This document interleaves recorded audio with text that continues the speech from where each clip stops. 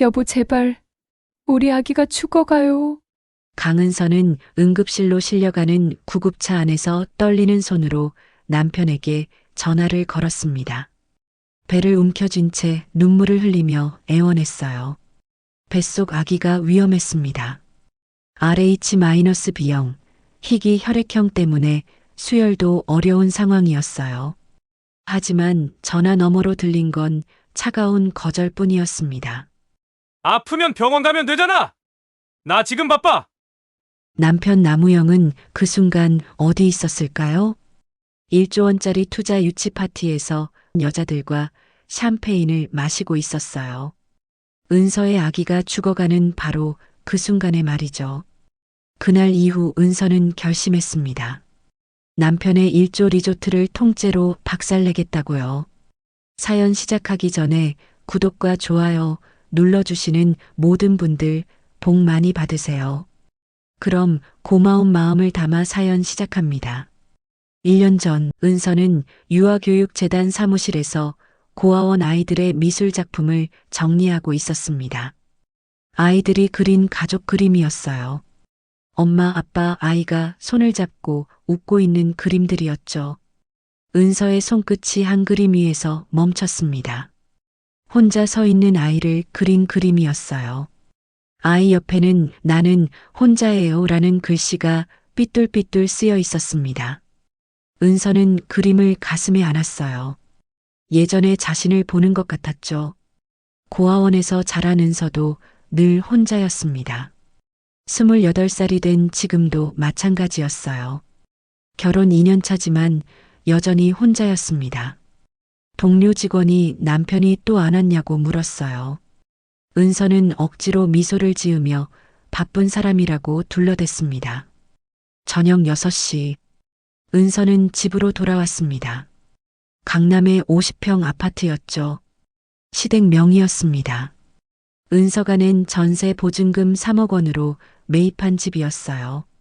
부모님이 남긴 보험금이었습니다.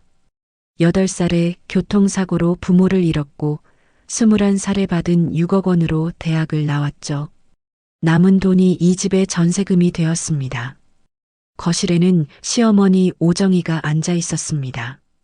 명품으로 치장한 50대 후반의 여자였어요. 그녀의 손에는 은서의 통장 거래 내역서가 들려 있었습니다.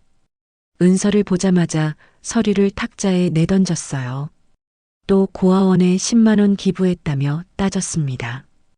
은서는 제 월급에서 나간 거라고 조용히 말했어요. 하지만 오정희는 코웃음을 쳤습니다. 내 월급? 내가 여기 살면서 먹고 자는 게 다 우리 돈 아니야? 은서는 입술을 깨물었습니다. 손에 든 가방 끈을 꽉 쥐었어요. 하지만 아무 말도 하지 않았습니다. 대꾸하면 더 심한 말이 돌아올 것을 알고 있었죠. 현관문이 열렸습니다. 남편 우영이 들어왔어요. 30살 오션마크 리조트 전무였습니다. 잘생긴 외모였지만 눈빛은 차가웠죠. 그는 은서를 힐끗 보더니 시어머니에게로 갔습니다. 1조 원 투자 유치 이야기를 나누기 시작했어요. 우영이 은서를 돌아봤습니다. 야라고 불렀어요. 이번 주말 투자 유치 행사 준비를 도우라고 명령했습니다. 은서가 재단 봉사가 있다고 말하자 우영의 얼굴이 일그러졌습니다. 고아 주제에 주제 파악 좀 해. 은서의 얼굴이 창백해졌습니다. 고개를 숙이고 알겠다고 대답했어요. 오정희가 만족스럽게 웃으며 덧붙였습니다. 이 집에서 은서는 그냥 돈 되는 기계라고 말했어요. 은서는 자신의 방으로 들어갔습니다. 문을 닫는 순간 다리에 힘이 풀렸어요. 바닥에 주저앉아 무릎을 끌어안았습니다. 결혼 2년 매일이 이랬습니다. 26살에 맞선을 봤어요. 조건이 맞아떨어졌죠. 리조트 그룹 전무와 3억 원을 가진 고아. 은서는 화장실로 걸어갔습니다. 거울을 봤어요. 눈가에 다크서클이 짙었습니다. 블라우스 깃 사이로 왼쪽 쇄골이 보였어요. 그곳에는 나비 모양의 작은 점이 있었습니다. 어릴 적 고아원 원장이 말했었어요. 이 점은 특별하다고, 언젠가 은서를 찾아줄 표시가 될 거라고. 하지만 20년이 지나도 아무도 찾지 않았습니다. 은서는 세면대 서랍을 열었습니다. 임신 테스트기가 있었어요. 오늘 아침 산 것이었습니다. 생리가 2주 늦었거든요. 떨리는 손으로 테스트기를 꺼냈습니다. 5분 후 2줄이 나타났습니다. 임신이었어요. 은서는 테스트기를 떨어뜨렸습니다. 바닥을 멍하니 바라봤어요. 기쁨이 올라와야 할 순간이었습니다. 하지만 은서의 가슴을 채운 건 두려움이었죠. 이 아이도 고아 취급을 받을 거라는 생각이 먼저 들었어요. 은서는 배를 쓰다듬었습니다. 눈물이 뺨을 타고 흘러내렸어요. 미안하다고 속으로 되뇌었습니다. 이 차가운 집에서 아이를 행복하게 키울 수 있을까요? 은서는 확신이 없었습니다. 은서는 결심했습니다. 적어도 안정기까지는 아무에게도 말하지 않기로. 시댁 사람들이 알면 스트레스만 더 받을 게 뻔했어요. 3개월만 버티면 그때 가서 생각하자고 다짐했습니다. 조용히 산부인과에 다니고 혼자 영양제를 챙기기로 했어요. 하지만 은서는 아직 몰랐습니다. 3개월은커녕 단 2주도 버티지 못할 거라는 것을요. 다음 날 아침, 은서는 시어머니의 명령으로 오션마크 리조트 본사로 향했습니다. 투자 유치 행사 준비를 돕기 위해서였어요. 리조트는 강남에서 차로 1시간 거리, 인천 앞바다가 보이는 언덕 위에 있었습니다. 은서는 지하철과 버스를 2번 갈아타고 리조트에 도착했어요. 시댁 식구들은 모두 차가 있었지만 은서에게는 없었습니다. 아침 7시에 집을 나와 9시에 도착했어요. 몸이 무겁고 속이 미식거렸습니다. 입덧이 시작된 것 같았어요. 본사 건물에 들어서자 시아버지 남기석이 복도에서 직원들에게 고함을 치고 있었습니다. 오션마크 리조트 부사장이었어요. 50대 후반의 남자로 배가 나온 체형에 늘 땀을 흘리고 있었죠. 그는 허세와 미신에 집착하는 인물이었습니다. 남기석은 은서를 보더니 손짓으로 불렀습니다. 그의 사무실로 따라 들어간 은서는 놀라움을 감췄어요. 사무실 곳곳에 금 두꺼비 장식이 놓여 있었습니다. 책상 위에만 3개, 서랍장 위에 5개. 붉은 천에 쌓인 행운의 부적과 풍수 나침반도 보였어요. 남기석이 은서에게 말했습니다. 이번 달 재물운이 최고조라고, 그래서 행사장 입구에도 금 두꺼비를 놓아야 한다며 은서에게 배치를 맡겼어요. 은서는 고개를 끄덕였습니다. 이 집안에서 거절이란 없었으니까요. 남기석은 은서의 얼굴을 빤히 쳐다봤습니다. 그러더니 혀를 찼어요. 얼굴에 음기가 느껴지네. 금요일 행사 때는 밝은색 옷 입어. 화장도 진하게 하고. 은서는 참았습니다. 주먹을 꽉 쥐고 입술을 깨물었어요. 이 집안 사람들은 모두 똑같았습니다. 돈과 허세로 가득 차 있었죠. 은서는 그저 이용당하는 도구였어요. 남기석이 전화를 받기 시작했습니다. 중국 투자자와 통화하는 것 같았어요. 은서는 조용히 사무실을 나왔습니다. 복도를 걸으며 배를 쓰다듬었어요.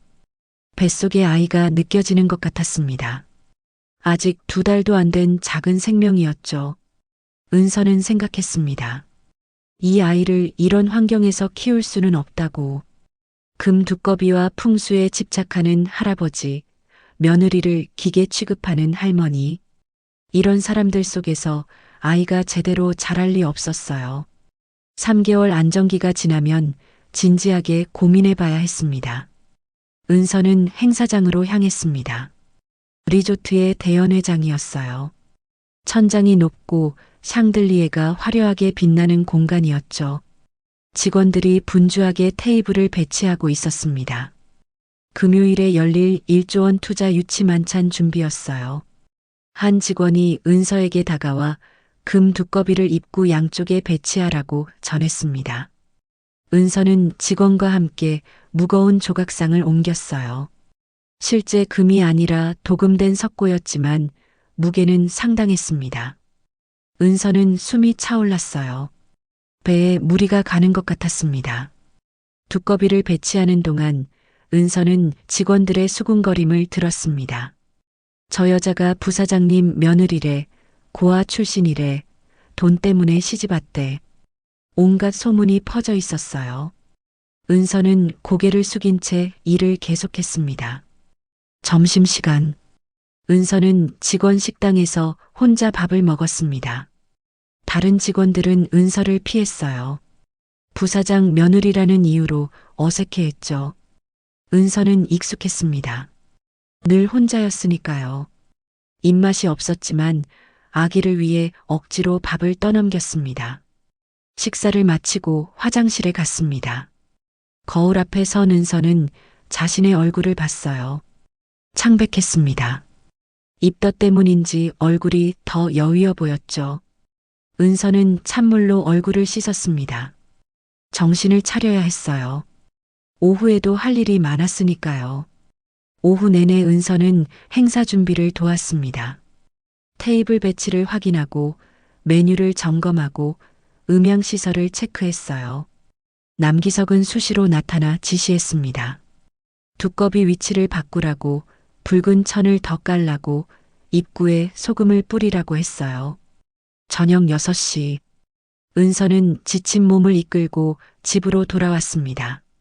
다시 버스와 지하철을 2번 갈아탔어요. 8시가 넘어서야 집에 도착했습니다. 현관문을 열자 시어머니의 목소리가 들렸어요. 거실에서 남편과 대화하고 있었습니다. 이번 투자 유치가 성공하면 리조트 지분을 더 늘릴 수 있다고, 그럼 우영이 부사장으로 승진할 수 있다고 말하고 있었어요. 은서는 조용히 자기 방으로 들어갔습니다. 아무도 그녀에게 오늘 어땠냐고 묻지 않았어요. 은서는 침대에 누워 천장을 바라봤습니다. 온몸이 아팠어요. 무거운 두꺼비를 옮기느라 허리가 끊어질 것 같았습니다. 은서는 배를 쓰다듬었어요. 작은 생명이 그녀 안에서 자라고 있었습니다. 이 생활이 언제까지 계속될까요? 은서는 알 수 없었습니다. 하지만 한 가지는 확실했어요. 이대로는 안 된다는 것. 아이를 위해서라도 뭔가 바뀌어야 한다는 것. 은서는 눈을 감았습니다. 내일은 수요일. 금요일 행사까지 이틀 남았어요. 그 이틀만 버티면 됩니다. 그리고 조용히 산부인과에 가서 아기 상태를 확인해야 했어요. 하지만 은서는 몰랐습니다. 금요일이 오기 전에 모든 것이 무너질 거라는 것을요. 금요일 오후 2시. 은서는 유아교육재단 사무실에서 고아원 아이들과 미술 수업을 진행하고 있었습니다. 오전에 재단 업무를 마치고 오후에는 아이들을 가르쳤어요. 아이들이 가족 그림을 그리고 있었습니다. 은서는 한 아이 옆에 앉아 그림을 봐주고 있었습니다. 엄마 아빠가 손을 잡고 웃는 그림이었어요. 은서는 미소를 지으며 아이의 머리를 쓰다듬었습니다. 그때였어요. 갑자기 아랫배에 날카로운 통증이 찾아왔습니다. 은서는 순간 숨을 멈췄어요. 손으로 배를 감싸 쥐었습니다. 통증이 점점 심해졌어요. 식은땀이 이마를 타고 흘러내렸습니다. 아이가 걱정스럽게 은서를 쳐다봤어요. 은서는 비틀거리며 일어섰습니다. 화장실로 가야 했어요. 몇 걸음 걷는데 다리에 힘이 풀렸습니다. 벽을 짚고 겨우 서 있었어요. 동료 선생님이 달려와 은서를 부축했습니다. 화장실에서 은서는 확인했습니다. 하열이었어요. 속옷에 선홍빛 피가 묻어 있었습니다. 은서의 손이 떨렸어요. 아니야, 이럴 수 없어. 동료가 문을 두드리며 급하게 말했습니다. 119를 불렀다고, 곧 구급차가 온다고 했어요. 은서는 문을 열었습니다. 얼굴은 창백했고 입술은 파랗게 질려 있었어요. 동료가 은서를 부축해 밖으로 나왔습니다. 은서는 바닥에 주저앉아 배를 감싸 쥐었어요. 제발, 제발 괜찮아야 해. 아기야, 엄마가 지켜줄게. 10분 후 구급차가 도착했습니다. 구급대원이 은서를 들것에 눕히고 보호자가 있냐고 물었어요. 은서는 떨리는 손으로 휴대폰을 꺼냈습니다. 남편에게 전화를 걸어야 했어요. 전화는 받지 않았습니다. 한 번, 두 번, 세 번. 은서는 계속 전화를 걸었어요. 구급차가 출발했습니다. 사이렌이 울렸어요. 네 번째에야 연결되었습니다. 하지만 남편의 목소리는 짜증으로 가득했어요. 야, 시끄러워. 내가 지금 뭐 하는 줄 알아? 전화 너머로 시끄러운 음악 소리가 들렸습니다. 여자들의 웃음소리도 섞여 있었어요. 남편은 지금 리조트 풀파티 현장에 있었습니다. 오늘 저녁 1조 원 투자 유치 만찬을 앞두고 VIP 투자자들을 접대하고 있었어요. 은서가 떨리는 목소리로 말했습니다. 여보, 나 지금 구급차에. 아기가. 남편은 그녀의 말을 끊었습니다. 아, 진짜 타이밍 왜 이래. 나 지금 1조 원짜리 VIP 접대 중이야. 병원비는 내 카드로 긁어. 끊어. 전화가 끊겼습니다. 뚜뚜뚜. 신호음만 허공에 울렸어요. 은서는 휴대폰을 꽉 쥐었습니다. 손끝이 하얗게 질릴 정도로 세게 쥐었어요. 눈물이 뺨을 타고 흘러내렸습니다. 구급대원이 은서를 위로했습니다. 괜찮다고, 곧 병원 도착한다고 말했어요. 하지만 은서는 알고 있었습니다. 이미 늦었다는 것을, 아기가 위험하다는 것을, 그리고 남편은 오지 않을 거라는 것을요. 병원까지는 15분이 걸렸습니다. 하지만 은서에게는 10시간처럼 느껴졌어요. 매 순간이 고통이었습니다. 몸의 고통보다 마음의 고통이 더 컸어요. 배를 쓰다듬으며 은서는 속삭였습니다. 미안해, 정말 미안해. 오후 3시, 한빛 대학병원 응급실에 도착했습니다. 의사와 간호사들이 은서를 둘러쌌어요. 혈압을 재고 초음파를 찍고 혈액 검사를 했습니다. 은서는 멍하니 천장을 바라봤어요. 의사가 심각한 표정으로 말했습니다. 혈액형이 RH-B형이라고, 극희기 혈액형이라 수혈이 어려울 수 있다고 했어요. 은서는 고개를 끄덕였습니다. 알고 있었어요. 자신의 혈액형이 특별하다는 것을요. 간호사가 보호자 연락처를 물었습니다. 은서는 남편 번호를 불러줬어요. 간호사가 전화를 걸었지만 남편은 받지 않았습니다. 한 번, 두 번, 세 번. 부재중 전화만 쌓여갔어요. 의사가 수술 동의서를 내밀었습니다. 보호자 없이 환자가 직접 서명해야 한다고 말했어요. 은서는 떨리는 손으로 펜을 잡았습니다. 서명을 하는 순간 그녀는 알았어요. 이 결혼은 끝났다고. 이 지옥 같은 생활도 끝나야 한다고. 하지만 어떡해요. 은서에게는 아무것도 없었습니다. 돈도 권력도 의지할 사람도 없었어요. 은서는 서류에 자신의 이름을 적었습니다. 차은서, 28살, 고아, 혼자. 은서는 수술실로 향하는 침대에 누워 천장을 바라봤습니다. 형광등이 스쳐 지나갔어요. 마지막으로 배를 쓰다듬었습니다. 미안해, 엄마가 너를 지켜주지 못해서. 은서의 의식이 흐려졌습니다. 그리고 그녀는 알지 못했습니다. 이 순간이 그녀 인생의 가장 큰 전환점이 될 거라는 것을요. 절망의 끝에서 기적이 시작될 거라는 것을요. 같은 시각, 금요일 오후 3시, 한빛 대학병원 이사장실, 서강훈 회장은 정기 헌혈 일정을 확인하고 있었습니다. 62살, 이 병원을 30년간 운영해온 그였어요. 매달 첫째 주 금요일은 정기 헌혈 날이었습니다. 강우는 RH-B형이었습니다. 극희기 혈액형이었죠. 그래서 더욱 꾸준히 헌혈했어요. 언젠가 누군가에게 도움이 될 거라고 믿었습니다. 하지만 강훈의 마음 한구석에는 늘 빈자리가 있었어요. 30년 전 놀이공원에서 잃어버린 딸. 3살배기 아이의 작은 손이 자신의 손에서 미끄러져 나간 그 순간을 강훈은 평생 잊을 수 없었습니다. 아내는 그 충격으로 1년 만에 세상을 떠났어요. 강훈은 혼자 남아 딸을 찾았지만 30년이 지나도록 소식이 없었습니다. 비서가 급하게 들어왔습니다. 응급실에 RH-B형 환자가 실려왔는데 수혈이 시급하다고, 하지만 혈액 보유량이 부족하다고 말했어요. 혈액은행에 연락했지만 최소 1시간은 걸린다고 했습니다. 강훈의 손이 멈췄습니다. RH-B형. 잃어버린 딸의 혈액형이었어요. 강훈은 자리에서 벌떡 일어났습니다.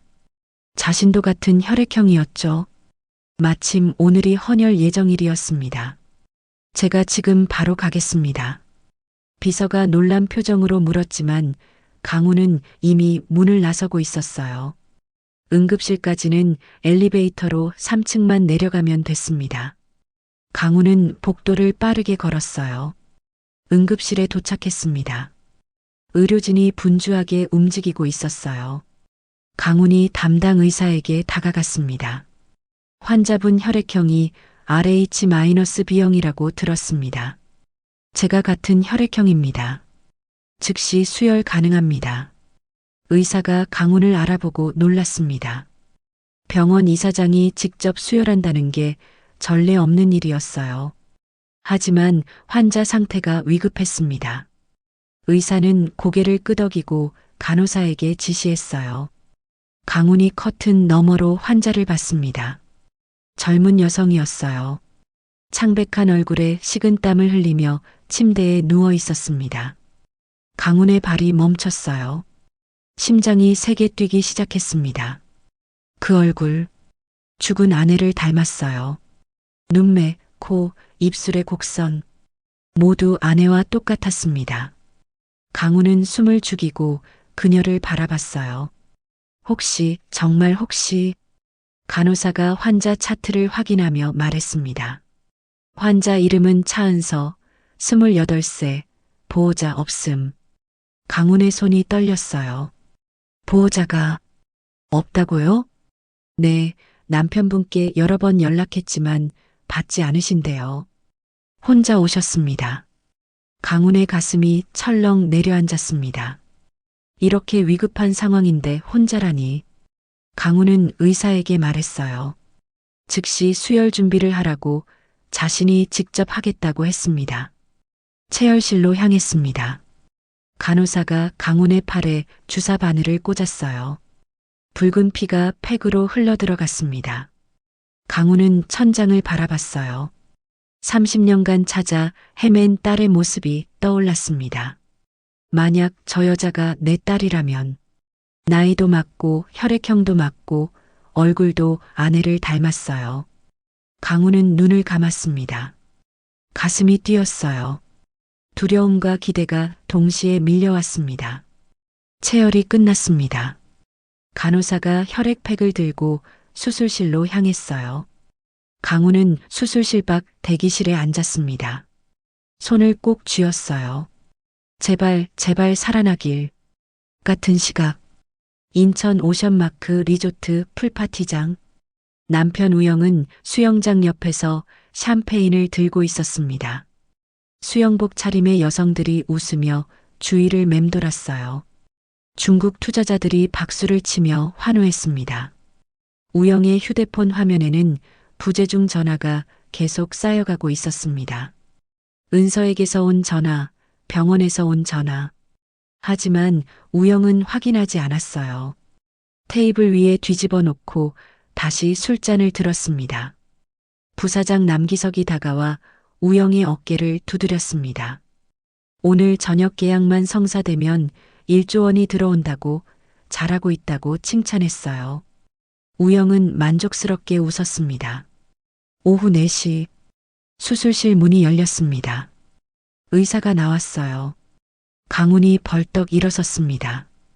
의사의 표정이 무거웠어요. 수술은 끝났습니다. 하지만 유산입니다. 태아를 지키지 못했습니다. 강훈의 가슴이 무너져 내렸습니다.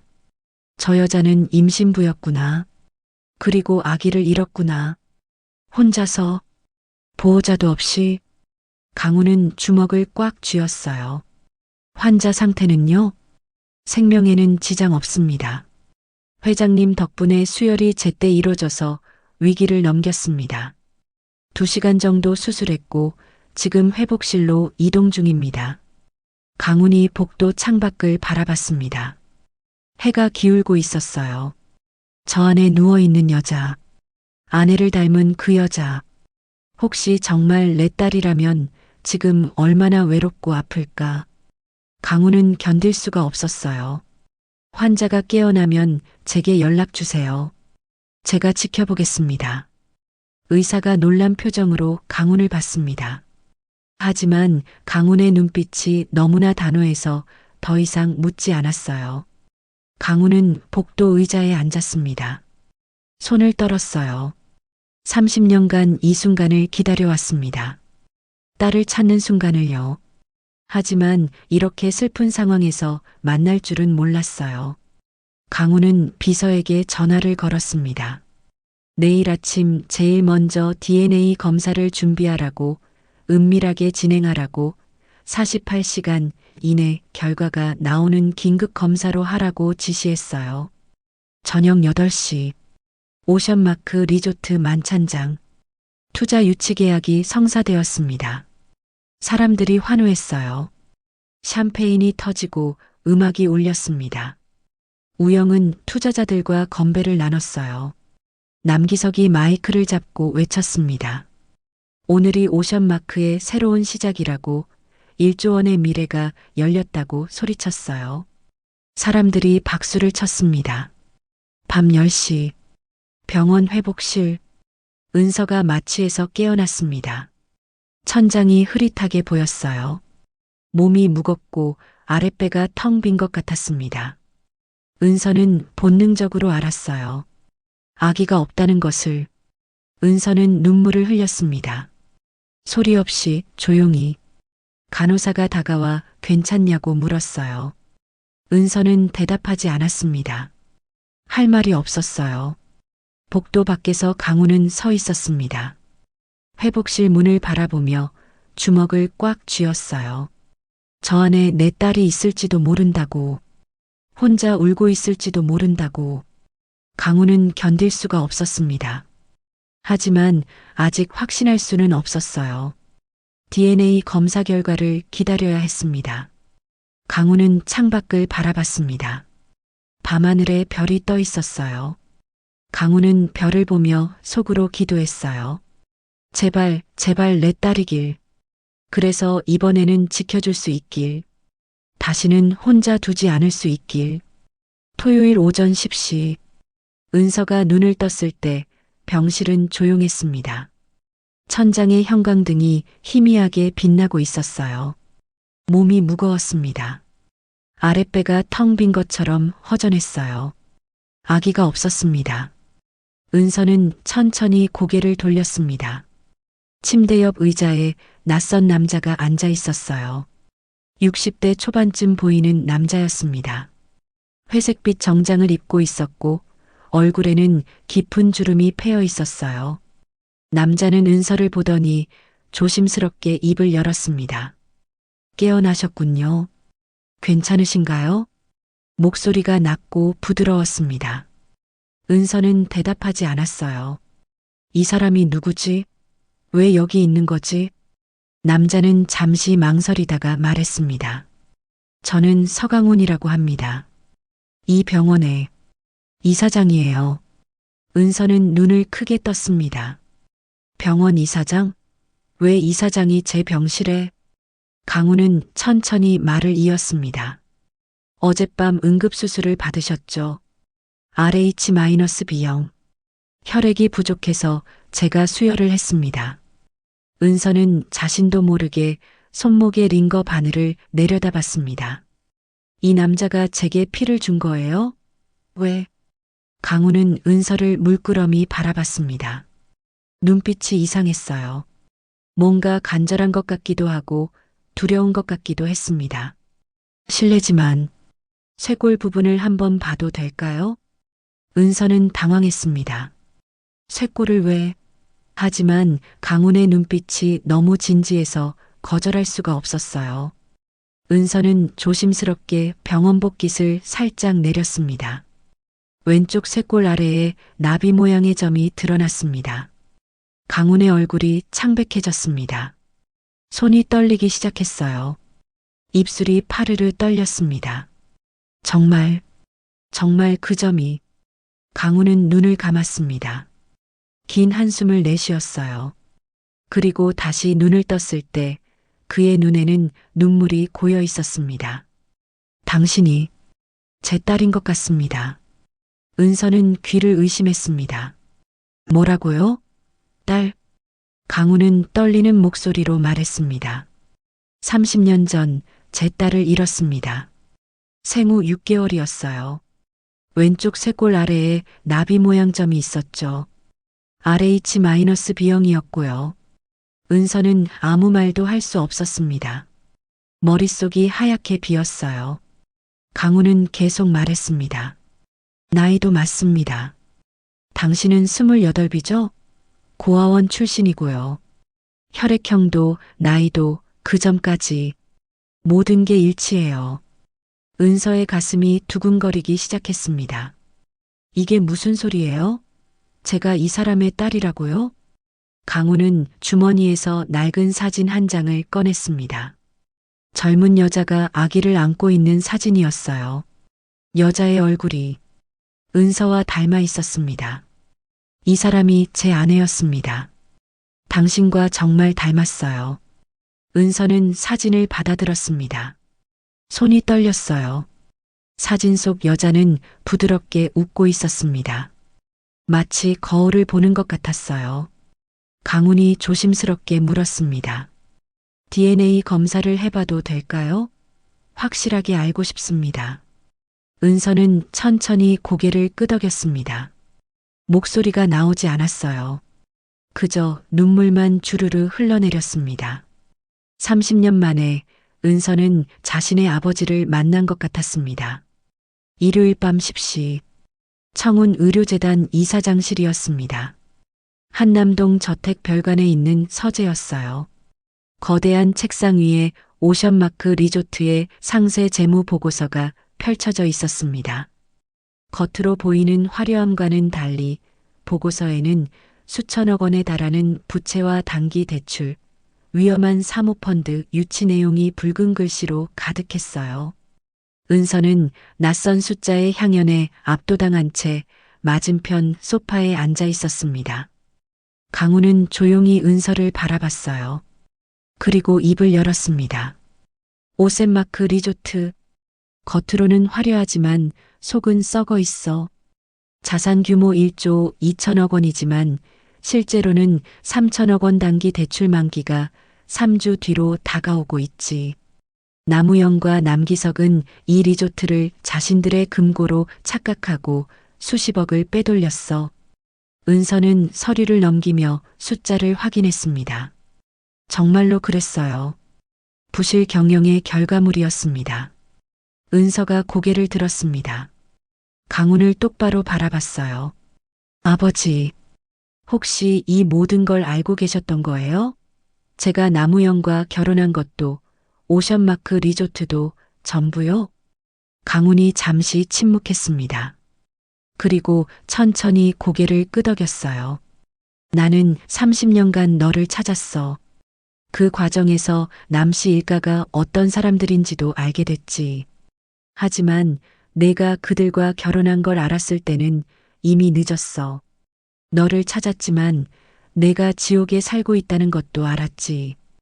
은서의 눈에 눈물이 고였습니다. 강훈이 자리에서 일어났어요. 책장으로 걸어가 두꺼운 파일 하나를 꺼냈습니다. 파일 표지에는 청운 리조트 그룹이라고 적혀 있었어요. 강훈이 파일을 책상에 내려놨습니다. 나는 청운 의료재단 이사장이지. 하지만 청운 리조트 그룹의 회장이다. 국내 리조트 업계 2위야. 오션마크의 최대 경쟁사지. 은서는 숨이 멎을 것 같았습니다. 강훈이 계속 말했어요. 법적 복수만으로는 부족해. 1조 리조트를 통째로 박살내려면 내가 직접 나서야 해. 나는 내게 청운 리조트 그룹 M&A 전략팀 이사 자리를 주겠어. 그리고 오션마크를 인수하고 해체하는 작전을 내가 총괄하는 거야. 은서는 파일을 펼쳤습니다. 오션마크 리조트의 약점이 낱낱이 분석되어 있었어요. 부채 구조, 채권은행 명단, 핵심 자산 목록까지. 강훈이 책상에 기대어 은서를 내려다봤습니다. 3주 뒤 3천억 원 대출 만기일이 핵심이야. 우리가 채권은행들의 압력을 넣고 오션마크의 신규 투자를 차단하면 나무영은 손쓸 방법이 없어. 부도가 확정되면 우리가 헐값에 인수하고 그 자리에 내 이름으로 새로운 것을 세우는 거지. 은서는 파일을 천천히 덮었습니다. 눈빛이 달라졌어요. 더 이상 슬픔이나 두려움이 아니었습니다. 결기였어요. 은서가 입을 열었습니다. 하겠습니다, 아버지.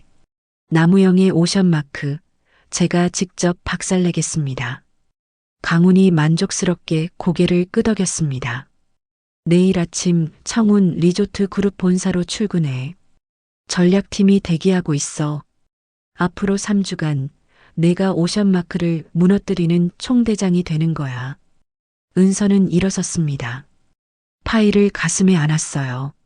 창밖으로 서울의 야경이 펼쳐져 있었습니다. 저 어딘가에 오션마크 리조트가 있을 거였어요. 그리고 나무영이 있을 거였습니다. 은서는 다짐했습니다. 개인적인 복수가 아니었어요. 정당한 응징이었습니다. 나무영이 앗아간 생명과 존엄을 1조 리조트를 통째로 박살내며 되찾는 거였어요. 은서는 서재를 나섰습니다. 내일부터 새로운 싸움이 시작될 거였어요. 청운 리조트 그룹 M&A 전략팀 이사 강은서. 더 이상 피해자가 아니었습니다. 복수자였어요. 다음 날 아침 9시 청운 리조트 그룹 본사였습니다. 서울 중심부 초고층 빌딩 20층이었어요. 은서는 완벽한 정장 차림으로 전략팀 회의실에 들어섰습니다. 10명의 직원들이 자리에 앉아 있었어요. 모두 은서를 주목했습니다. 6개월 동안 준비했던 순간이었어요. 은서는 떨림 없이 단상 앞에 섰습니다. 대형 스크린에 오션마크 리조트 부채 구조가 떴습니다. 은서가 입을 열었습니다. 오션마크의 심장은 제주도 신규 테마파크 부지입니다. 이 부지를 담보로 한 3천억 원 단기 대출이 3주 뒤 만기됩니다. 우리의 목표는 간단해요. 이 부지를 우리가 선매입하고 대출 연장을 막아 리조트를 부도 처리하는 겁니다. 직원들이 고개를 끄덕였습니다. 은서는 레이저 포인터로 화면을 가리켰어요. 복잡한 부채 구조였지만 은서는 약점을 정확히 짚어냈습니다. 6개월간 분석한 결과였어요. 나무영의 자만심과 부실 경영의 결과물이었습니다. 무리한 확장, 과도한 사치, 횡령으로 인한 자금 누수. 모든 게 오션마크를 부도의 벼랑 끝으로 몰아가고 있었어요. 은서가 다음 슬라이드로 넘겼습니다. 채권은행 명단이 떴어요. 채권은행 담당자들과는 이미 6개월간 접촉했습니다. 오션마크의 대출 연장 불가 입장을 확고히 하는 게 우선입니다. 청운 리조트 그룹의 자본력을 배경으로 압박하세요. 팀장이 즉시 실행하겠다고 대답했습니다. 은서는 마지막 슬라이드를 띄웠어요. 제주도 지도였습니다. 제주도 핵심 부지 계약을 오늘 안에 완료합니다. 오션마크가 제시한 금액의 2배를 제한하세요. 이 부지가 우리 손에 넘어가는 순간 오션마크의 미래 가치는 무너집니다. 회의실이 조용했습니다. 모두가 은서의 치밀한 계획에 집중하고 있었어요. 은서가 직원들을 둘러봤습니다. 청운 리조트 그룹이 오션마크 인수를 추진하고 있다는 소문을 금융가에 퍼뜨리라고 지시했어요. 오션마크 주가는 불안정해질 거였습니다. 그럼 채권단은 더욱 불안해하겠죠. 회의가 끝났습니다. 은서는 자신의 집무실로 돌아왔어요. 창밖으로 서울 시내가 한눈에 내려다 보였습니다. 책상에 앉았습니다.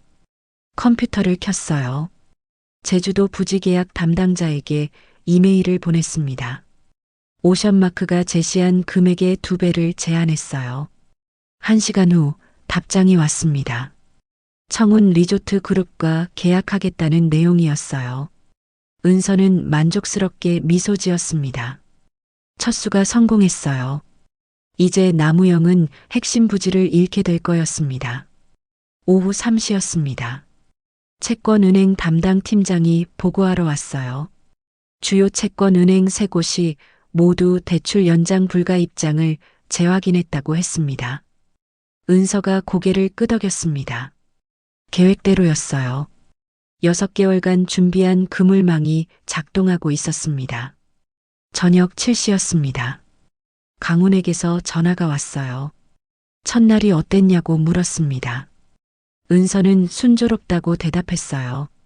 제주도 부지 계약도 완료됐고 채권은행들도 우리 편이라고 보고했습니다. 강훈이 흡족해했습니다. 잘하고 있다고 계속 밀어붙이라고 했어요. 전화를 끊었습니다.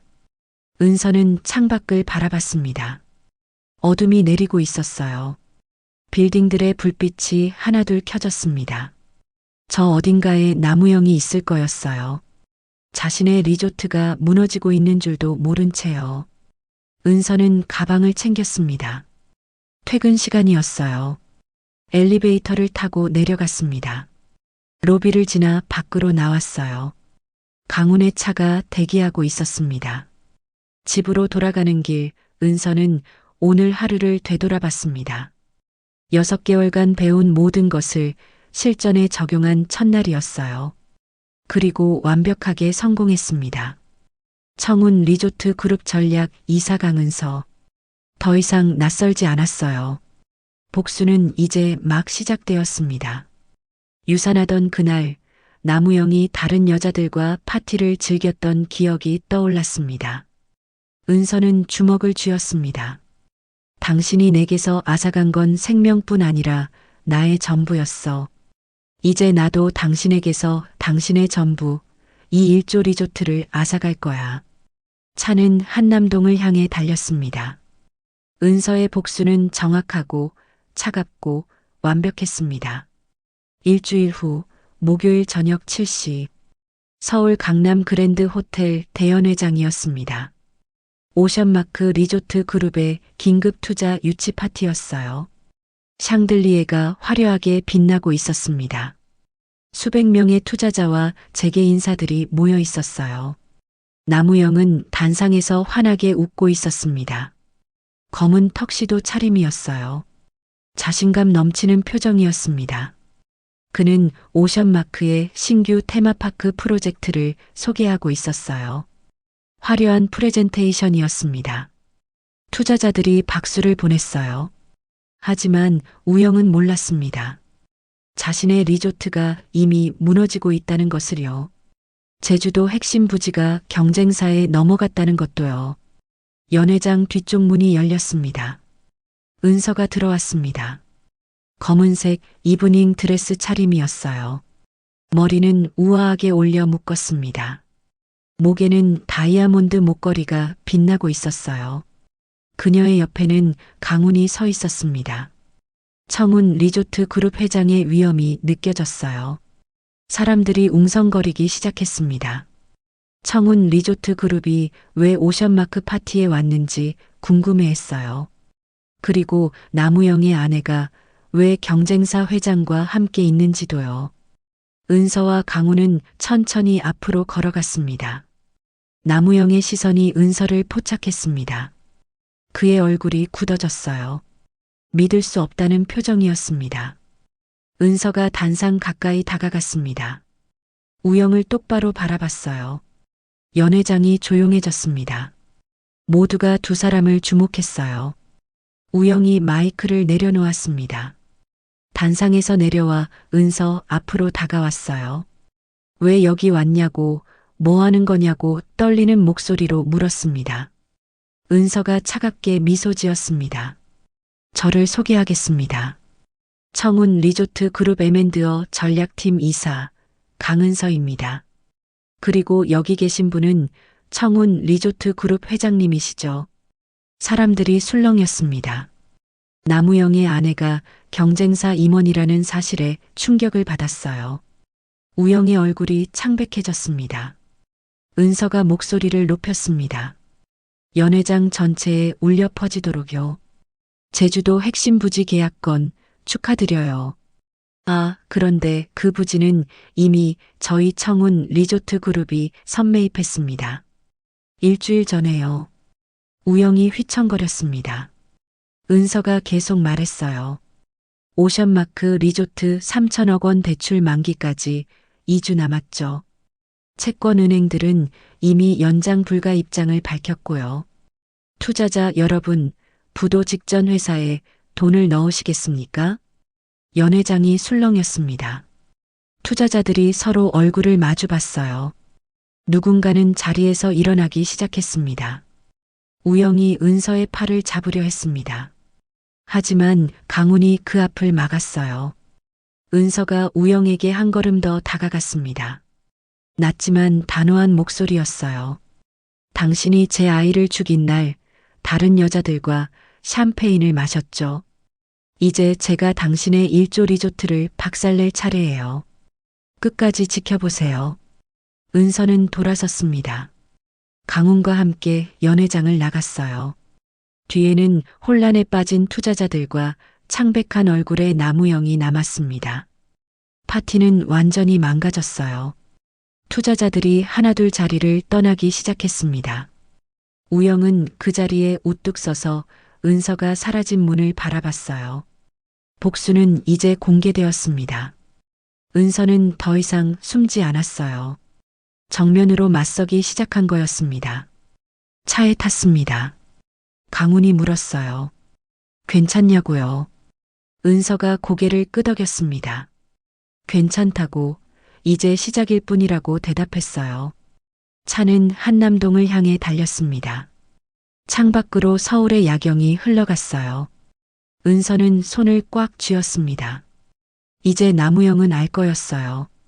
자신이 무엇을 잃었는지, 그리고 무엇을 잃게 될지를요.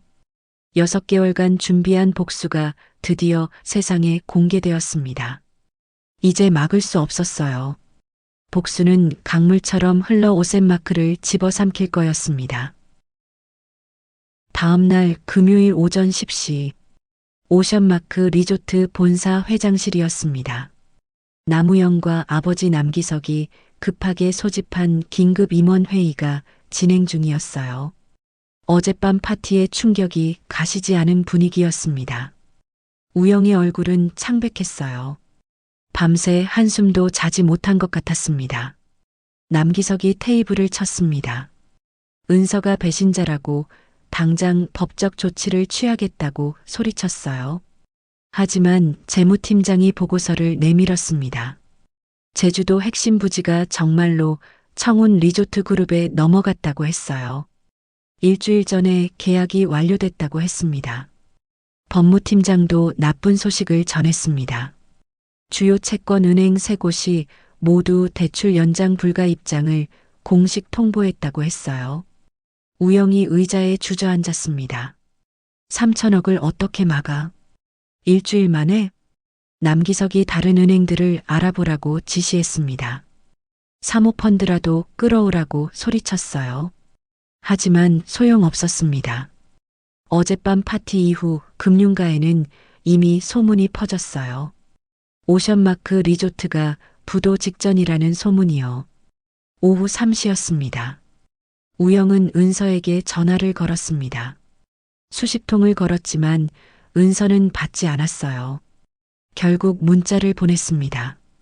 만나서 얘기하자고, 모든 걸 다시 시작할 수 있다고 애원했습니다. 답장이 왔습니다. 필요 없습니다. 법정에서 뵙죠. 우영은 휴대폰을 집어던졌습니다. 저녁 7시였습니다. 남기석이 직접 청운 의료재단으로 찾아갔습니다. 강훈을 만나기 위해서였어요. 하지만 강훈은 만나주지 않았습니다. 비서가 회장님은 자리에 없다고 했어요. 남기석은 로비에서 1시간을 기다렸습니다. 하지만 강훈은 나타나지 않았어요. 결국 남기석은 빈손으로 돌아갔습니다. 토요일 아침이었습니다. 경제신문 일면에 대서특필됐습니다. 오션마크 리조트 3천억 대출 만기 임박. 부도 위기. 기사는 제주도 핵심 부지 상실, 채권 은행들의 연장 거부, 투자 유치 파티 실패를 상세히 다뤘어요. 우영은 신문을 구겨버렸습니다. 월요일 오전이었습니다. 대출 만기까지 일주일 남았습니다. 우영은 마지막으로 은서를 찾아갔습니다. 청운 리조트 그룹 본사였어요. 로비에서 은서가 나타나기를 기다렸습니다. 오후 1시 은서가 엘리베이터에서 내려왔습니다. 우영이 달려갔습니다. 은서의 앞을 막았어요. 은서야, 제발 한 번만 얘기 좀 하자. 우리 다시 시작할 수 있어. 은서가 차갑게 그를 바라봤습니다. 당신은 제가 유산하던 날 다른 여자와 샴페인을 마셨어요. 제 아이의 장례식조차 치르지 못하게 했죠. 이제 와서 다시 시작하자고요? 우영이 무릎을 꿇었습니다. 사람들이 쳐다봤어요. 미안하다고, 정말 잘못했다고, 모든 걸 다 주겠다고 애원했습니다. 은서가 그를 내려다봤습니다.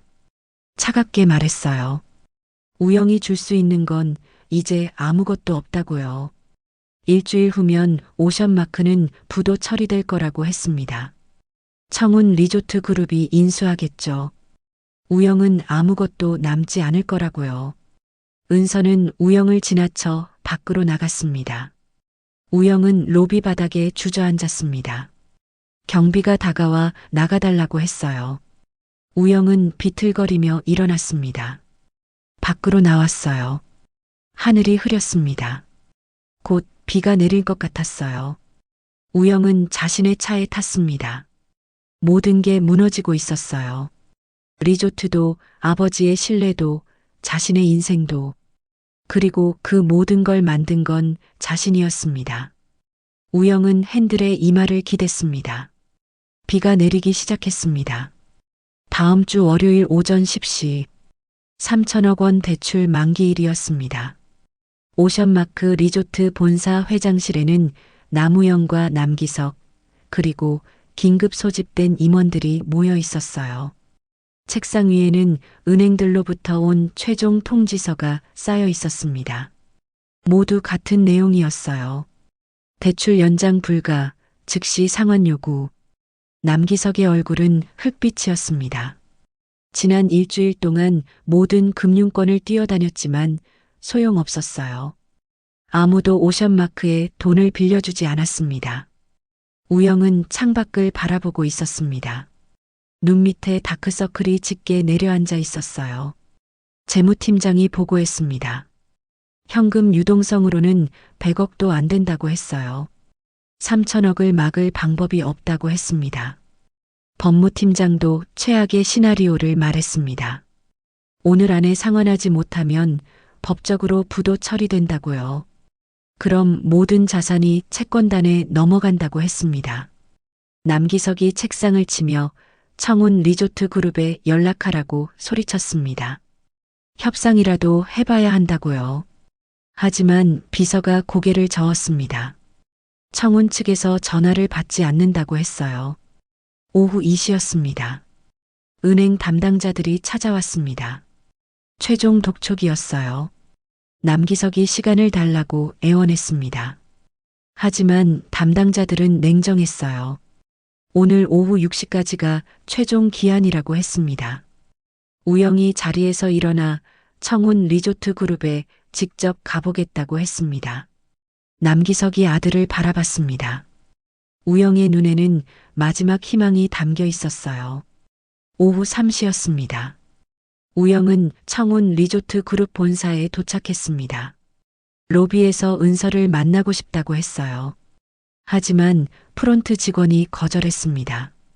이사님은 만날 수 없다고 했어요. 우영은 로비에 주저앉았습니다. 사람들이 쳐다봤지만 신경 쓰지 않았어요. 1시간이 지났습니다. 엘리베이터가 열렸습니다. 은서와 강훈이 함께 나왔어요. 우영이 뛰어갔습니다. 은서야, 회장님, 제발 한 번만 기회를 주세요. 강훈이 차갑게 그를 바라봤습니다. 은서가 입을 열었습니다. 기회요? 당신이 제게 기회를 준 적이 있나요? 제가 유산으로 죽어가는데 당신은 파티에서 술을 마셨어요. 제가 병원 복도에서 울고 있는데 당신은 다른 여자와 웃고 있었죠. 우영이 무릎을 꿇었습니다. 미안하다고, 정말 잘못했다고 애원했습니다. 은서가 그를 내려다봤습니다. 오후 6시가 되면 오션마크는 부도 처리됩니다. 그리고 청운 리조트 그룹이 모든 자산을 인수할 거예요. 당신의 1조 리조트는 이제 제 것입니다. 은서와 강훈은 우영을 지나쳐 밖으로 나갔습니다. 우영은 로비 바닥에 무릎 꿇은 채 남았습니다. 경비가 다가왔습니다. 우영을 일으켜 세우고 밖으로 안내했어요. 오후 6시였습니다. 오션마크 리조트 본사에 법원 집행관들이 들어왔습니다. 부도 처리 공문을 전달했어요. 남기석이 그 자리에 주저앉았습니다. 평생 쌓아온 모든 것이 무너지는 순간이었어요. 우영은 아버지 옆에 앉았습니다. 두 사람 모두 말이 없었어요. 1조 2천억 원 규모의 오션마크 리조트 그룹. 6개월 전부터 치밀하게 준비된 복수의 그물망에 걸려 완전히 무너졌습니다. 그날 저녁 뉴스에서 속보가 나왔습니다. 오션마크 리조트 부도. 청운 리조트 그룹 인수 추진. 은서는 한남동 저택 거실에서 뉴스를 보고 있었습니다. 강훈이 옆에 앉았어요. 끝났다고 말했습니다. 은서가 고개를 끄덕였습니다. 6개월간 준비하고 싸우고 견뎌낸 복수가 완성되는 순간이었어요. 하지만 은서의 얼굴에는 기쁨이 없었습니다. 복수는 달성했지만 잃어버린 아이는 돌아오지 않았어요. 창밖으로 서울의 야경이 펼쳐져 있었습니다. 은서는 조용히 눈물을 흘렸습니다. 그날 밤 한남동 저택 2층 은서의 방이었습니다. 뉴스가 끝나고 강훈은 먼저 방으로 들어갔어요. 은서는 혼자 거실에 남았습니다. 소파에 앉아 창밖을 바라봤어요. 서울의 불빛이 반짝이고 있었습니다. 복수는 완성됐어요. 남우영의 오션마크 리조트는 완전히 무너졌습니다. 1조 2천억 원 규모의 제국이 6개월 만에 청운 리조트 그룹 손에 넘어왔어요. 은서가 원하던 대로였습니다. 하지만 가슴은 텅 비어 있었어요. 은서는 배에 손을 올렸습니다. 아무것도 없었어요. 아기가 있던 자리는 이미 오래전에 사라졌습니다. 눈물이 흘러내렸습니다. 복수를 하면 뭔가 채워질 줄 알았어요. 남우영을 무너뜨리면 고통이 사라질 줄 알았습니다. 하지만 아니었어요. 아기는 돌아오지 않았습니다. 유산하던 그날의 고통도 사라지지 않았어요. 은서는 소파에 몸을 웅크렸습니다. 울음소리가 거실에 울려 퍼졌어요. 강훈이 내려왔습니다. 은서의 모습을 보고 옆에 앉았어요. 말없이 은서의 어깨를 감싸줬습니다. 다 끝났는데 왜 이렇게 아픈 거예요? 은서가 떨리는 목소리로 물었습니다. 강훈이 조용히 대답했습니다. 복수는 끝났지만 슬픔은 끝나지 않았으니까. 내가 잃은 건 되돌릴 수 없는 거니까. 은서가 더 세게 울었습니다. 강훈이 계속 말했어요. 복수가 은서를 치유해주진 못한다고 했습니다. 하지만 정의는 바로 세웠다고요. 나무영이 한 일에 대한 대가를 치르게 했다고 말했어요. 은서가 고개를 끄덕였습니다. 알고 있었어요. 그래도 가슴은 아팠습니다. 시간이 흘렀습니다. 새벽 2시였어요. 강훈이 은서를 방으로 데려갔습니다. 침대에 눕혔어요. 이제 쉬라고, 내일부터는 새로운 삶이 시작될 거라고 말했습니다. 은서가 작게 아버지라고 대답했습니다. 강훈이 방을 나갔습니다. 은서는 천장을 바라봤어요. 복수는 끝났습니다. 나무영은 무너졌고 오션마크는 청운의 것이 됐어요. 이제 뭘 해야 할까요? 은서는 눈을 감았습니다. 어둠 속에서 아기의 모습이 떠올랐어요. 한 번도 본 적 없는 얼굴이었지만 또렷했습니다. 은서는 조용히 중얼거렸습니다. 미안하다고, 엄마가 지키지 못해서 미안하다고요. 베개에 얼굴을 묻었습니다. 울음이 멎지 않았어요. 복수의 끝에서 은서가 마주한 건 승리가 아니었습니다. 공허함이었어요. 아침이 왔습니다. 은서는 잠들지 못했어요. 붉게 충혈된 눈으로 창밖을 바라봤습니다. 해가 떠오르고 있었어요. 새로운 날이었습니다. 노크 소리가 들렸습니다. 강훈이었어요. 아침 먹으러 내려오라고 했습니다. 은서가 문을 열었습니다. 강훈이 은서를 바라봤어요. 밤새 운 얼굴이 역력했습니다. 괜찮겠냐고 물었어요. 은서가 고개를 끄덕였습니다. 괜찮습니다. 이제 정말 끝이니까요. 강훈이 은서의 어깨에 손을 올렸습니다. 끝이자 시작이야. 복수는 끝났지만 내 인생은 이제부터 다시 시작하는 거야. 은서가 작게 미소 지었습니다. 아직 가슴은 아팠어요. 하지만 강훈의 말이 맞았습니다. 복수는 끝났어요. 이제 은서는 앞으로 나아가야 했습니다. 두 사람은 식당으로 내려갔습니다.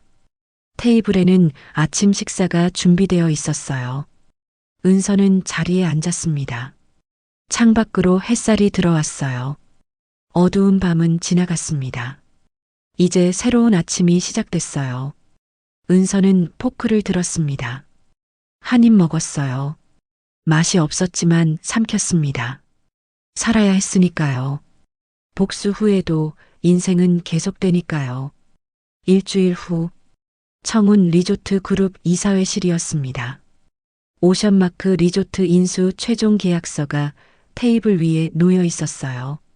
강훈과 은서, 그리고 주요 임원들이 모여 있었습니다. 강훈이 서류를 검토하고 있었어요. 오션마크의 모든 자산이 청운 리조트 그룹으로 넘어오는 계약이었습니다. 부지, 건물, 상표권까지 전부요. 강훈이 펜을 들었습니다. 서명하려는 순간이었어요. 은서가 손을 올렸습니다. 잠깐만요, 아버지.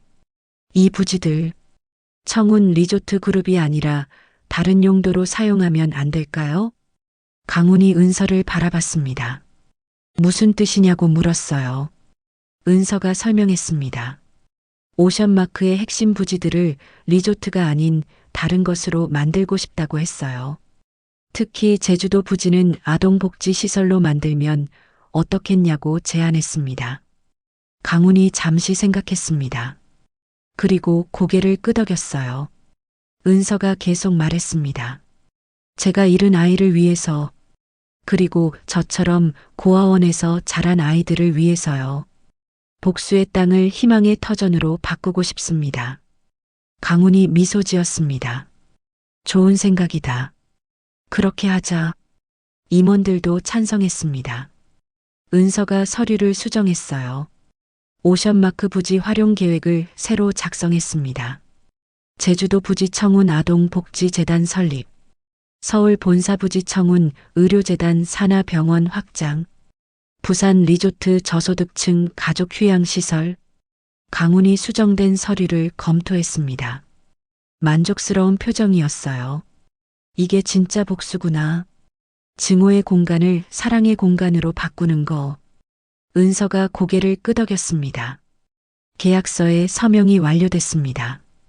오션마크 리조트는 이제 완전히 청운 리조트 그룹의 소유였어요. 하지만 리조트로 남지 않을 거였습니다. 새로운 희망의 공간으로 태어날 거였어요. 회의가 끝났습니다. 은서는 집무실로 돌아왔어요. 책상에 앉아 창밖을 바라봤습니다. 복수는 끝났어요. 하지만 은서의 삶은 이제 시작이었습니다. 아버지 강훈과 함께 청운 의료재단과 청운 리조트 그룹을 이끌며 더 많은 사람들을 도울 거였어요.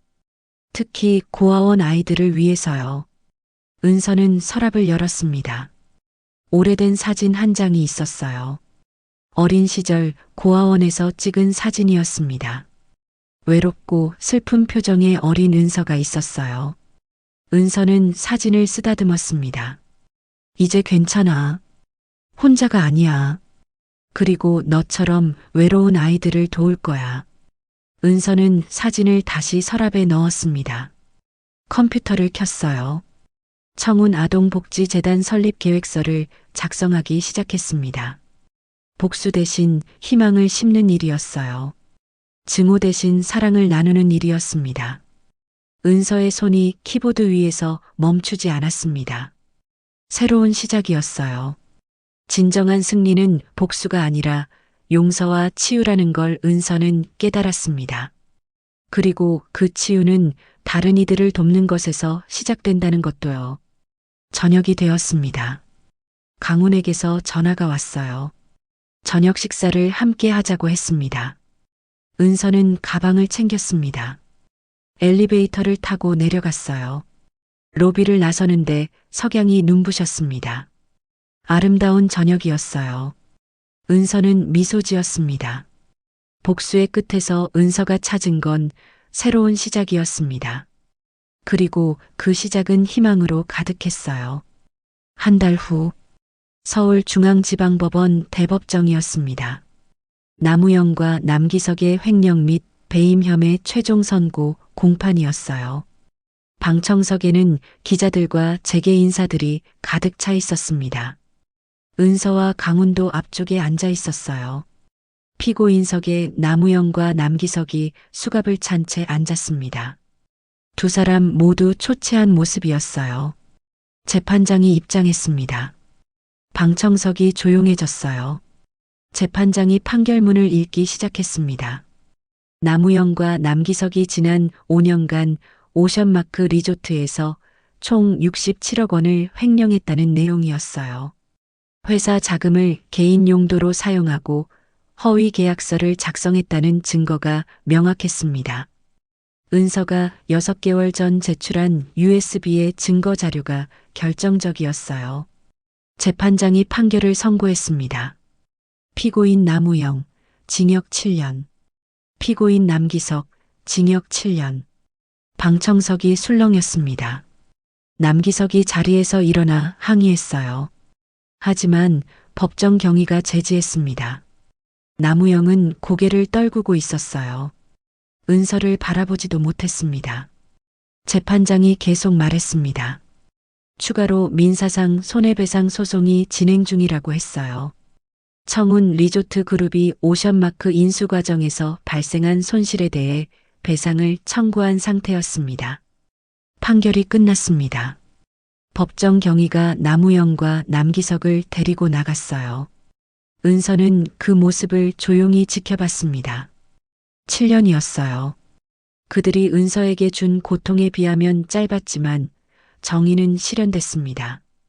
법정을 나왔습니다. 기자들이 몰려들었어요. 은서에게 소감을 물었습니다. 은서가 마이크 앞에 섰습니다. 저는 단순히 복수를 원했던 게 아닙니다. 정의가 바로 서기를 원했어요. 그리고 오늘 그 정의가 실현됐습니다. 기자들이 질문을 쏟아냈습니다. 은서가 손을 들어 제지했어요. 오션마크 리조트의 핵심 부지들은 앞으로 청운 아동복지재단으로 사용될 예정입니다. 특히 제주도 부지에는 고아원 출신 아이들을 위한 교육 및 치유센터가 들어설 거예요. 복수의 땅을 희망의 터전으로 만들겠습니다. 기자들이 카메라 셔터를 눌렀습니다. 은서는 강훈과 함께 법원을 떠났어요. 차에 탔습니다. 강훈이 물었습니다. 후련하냐고요? 은서가 고개를 끄덕였습니다. 네, 아버지. 이제 정말 끝났어요. 차는 한남동을 향해 달렸습니다. 창밖으로 서울 풍경이 흘러갔어요. 은서는 손을 펴서 햇살을 받았습니다. 따뜻했어요. 복수는 완성됐습니다. 나무영은 감옥에 갔고 오션마크는 청운의 것이 됐어요. 그리고 그 땅 위에는 희망이 자랄 거였습니다. 은서는 더 이상 피해자가 아니었어요. 생존자였습니다. 그리고 이제는 돕는 자였어요. 저녁이 되었습니다. 한남동 저택에서 작은 축하 파티가 열렸어요. 강훈과 은서, 그리고 청운 의료재단과 청운 리조트 그룹의 주요 임원들이 모였습니다. 강훈이 샴페인 잔을 들었습니다. 오늘은 정의가 승리한 날이라고, 그리고 새로운 시작을 알리는 날이라고 말했어요. 딸 강은서를 위해 건배하자고 했습니다. 모두가 잔을 부딪혔어요. 은서는 미소 지었습니다. 파티가 끝나고 모두 돌아갔습니다. 은서는 2층 방으로 올라갔어요. 창가에 서서 밤하늘을 바라봤습니다. 별이 빛나고 있었어요. 은서는 배에 손을 올렸습니다. 잃어버린 아기에게 조용히 말했어요. 엄마는 해냈다고, 아기를 아프게 한 사람들이 벌을 받았다고요. 그리고 아기가 있었을 그 자리에 이제 다른 아이들의 웃음소리가 가득할 거라고 말했습니다. 눈물이 흘렀습니다. 하지만 슬픔만은 아니었어요. 치유의 눈물이었습니다. 은서는 창문을 열었습니다. 밤바람이 들어왔어요. 상쾌했습니다. 은서는 깊게 숨을 들이마셨습니다. 자유였어요. 복수의 굴레에서, 증오의 사슬에서 벗어난 자유였습니다. 은서는 침대에 누웠습니다. 편안한 잠이 올 것 같았어요. 6개월 만에 처음으로요. 복수는 끝났습니다. 그리고 새로운 인생이 시작됐어요. 6개월 후, 제주도 해안가였습니다. 푸른 바다가 눈앞에 펼쳐져 있었어요. 햇살이 파도에 반짝이고 있었습니다. 그곳에는 새로 지어진 건물이 있었어요. 현대적이고 아름다운 건물이었습니다. 입구 간판에는 이렇게 쓰여 있었어요. 청운 아동복지재단 마이너스 희망의 집. 바로 오션마크 리조트의 제주도 부지 위에 세워진 시설이었습니다. 복수의 땅이 희망의 터전으로 바뀐 거였어요. 은서가 건물 앞에 서 있었습니다. 옆에는 강훈이 함께였어요. 두 사람은 건물을 바라보고 있었습니다. 아이들의 웃음소리가 들려왔어요. 건물 안에서였습니다. 고아원에서 온 20명의 아이들이 첫 입소를 한 날이었어요. 은서는 미소 지었습니다. 강훈이 은서의 어깨에 손을 올렸어요. 내가 만든 거야. 증오를 사랑으로 바꾼 거지. 은서가 고개를 끄덕였습니다. 아니에요, 아버지.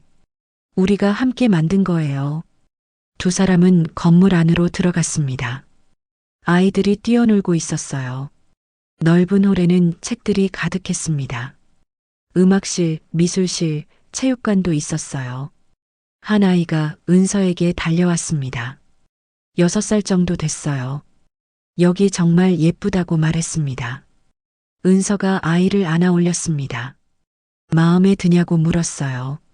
아이가 환하게 웃으며 고개를 끄덕였어요. 은서는 아이를 내려놓았습니다. 아이는 다시 친구들에게 뛰어갔어요. 은서는 그 모습을 지켜봤습니다. 눈물이 났어요. 하지만 슬픈 눈물이 아니었습니다. 기쁨의 눈물이었어요. 오후가 되었습니다. 은서와 강훈은 해변을 걸었습니다. 파도 소리가 들렸어요. 시원한 바람이 불었습니다. 강훈이 물었습니다. 행복한가? 은서가 미소 지으며 대답했습니다. 네, 아버지. 처음으로 정말 행복해요. 강훈이 고개를 끄덕였습니다. 두 사람은 계속 걸었어요. 은서는 하늘을 올려다봤습니다. 구름 한 점 없는 맑은 하늘이었어요. 잃어버린 아기가 저 하늘 어딘가에 있을 것 같았습니다. 은서는 조용히 말했습니다. 엄마는 이제 괜찮다고, 아프지 않다고요. 그리고 고맙다고, 아기가 있었기에 엄마는 이 길을 올 수 있었다고 말했어요. 바람이 은서의 머리카락을 날렸어요. 은서는 눈을 감았습니다. 평화로웠습니다. 복수는 끝났어요. 증오도 사라졌습니다. 이제 남은 건 사랑뿐이었어요. 저녁이 되었습니다. 은서와 강훈은 건물 앞 벤치에 앉았어요. 석양이 지고 있었습니다. 하늘이 주황빛으로 물들었어요. 강훈이 물었습니다. 이제 뭘 하고 싶냐고요? 은서가 생각했습니다. 그리고 대답했어요. 더 많은 아이들을 돕고 싶다고, 서울에도 부산에도 이런 시설을 만들고 싶다고 했습니다. 그리고 청운 의료재단에서 일하면서 아픈 사람들도 돕고 싶다고 말했어요. 강훈이 미소 지으며 함께 하자고 했습니다. 해가 완전히 졌습니다. 별이 하나둘 떠오르기 시작했어요. 은서는 하늘을 바라봤습니다. 1년 전 은서는 유산의 고통 속에서 죽고 싶어 했었어요. 나무영의 배신에 무너졌었습니다. 하지만 아버지 강훈을 만났어요. 6개월간 복수를 준비했습니다. 그리고 오션마크 리조트를 무너뜨렸어요. 복수는 달성됐습니다. 하지만 진짜 승리는 복수가 아니었어요. 용서였습니다. 치유였어요. 그리고 사랑이었습니다. 은서는 더 이상 복수에 사로잡힌 여자가 아니었어요. 자유로운 여자였습니다. 행복한 여자였어요. 그리고 다른 이들에게 희망을 주는 여자였습니다. 은서는 일어났습니다. 들어가자고, 내일도 바쁠 거라고 말했어요. 강훈이 일어나 함께 걸었어요. 건물로 들어가는 길, 은서는 뒤를 돌아봤습니다. 바다가 어둠 속에서 반짝이고 있었어요. 아름다웠습니다. 은서는 미소 지었습니다. 복수의 끝에서 은서가 찾은 건 파괴가 아니었어요. 창조였습니다. 새로운 시작이었어요. 그리고 그 시작은 사랑으로 가득했습니다. 오늘 사연 마음에 와닿으셨나요? 재미있게 들으셨다면 주변에도 공유해 주시고 어디에서 함께 해주셨는지 댓글로 남겨주세요. 여러분의 한마디 한마디가 큰 힘이 됩니다. 오늘도 건강하고 따뜻한 하루 보내세요.